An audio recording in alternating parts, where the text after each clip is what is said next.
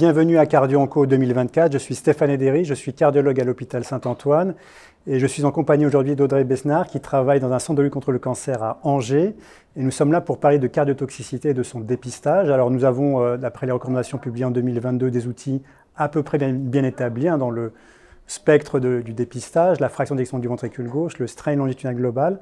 Audrey, est-ce que tu pourrais dans un premier temps nous rappeler les forces et les faiblesses de ces paramètres et pourquoi il nous faut peut-être d'autres paramètres ?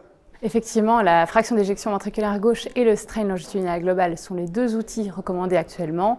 Ils sont limités cependant par leur charge dépendance et puis également par une variabilité interobservateur et une variabilité interconstructeur d'échographe qui limite la comparabilité des données. Et parmi les paramètres qui pourraient non pas prendre la place mais compléter cette approche par la fraction d'éjection du strain longitudinal global, est-ce qu'il y a des choses qui commencent à émerger ? Alors oui, côté oreillette gauche, le strain de l'oreillette gauche, qui est une mesure facile à effectuer, peu chronophage, qui donne des résultats prometteurs dans les études.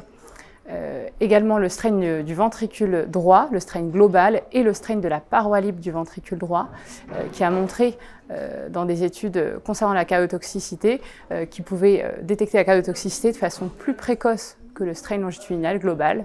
Encore une fois, il s'agit de petites séries. Et le dernier paramètre que l'on peut évoquer, c'est le travail myocardique, où on évalue donc une courbe pression-strain, qui est une évaluation non invasive de la courbe pression-volume que l'on connaît en cardiologie.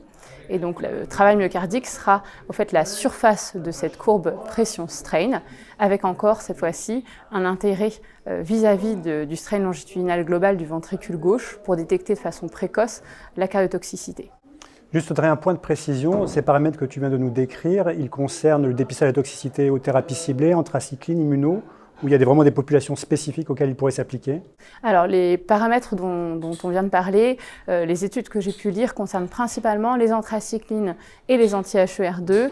Les anthracyclines parce que c'est la molécule de référence en cardiotoxicité, la première dont la cardiotoxicité a été établie.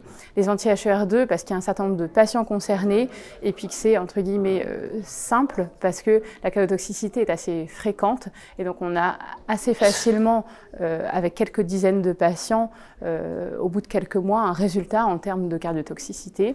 Je n'ai pas vu d'études concernant les immunothérapies à ce jour. Très bien, merci beaucoup Audrey pour ces précisions. Alors en résumé, si je dois retenir quelques paramètres importants, c'est finalement le strain longitudinal global et la fraction d'éjection restent les paramètres centraux dans l'évaluation de la cardiotoxicité. C'est ce que proposent les recommandations. On a vu les quelques limites que cela pouvait présenter. Et puis certains paramètres commencent à émerger, notamment le travail myocardique et le strain de l'oreille gauche, mais des résultats encore à confirmer. Merci beaucoup Audrey.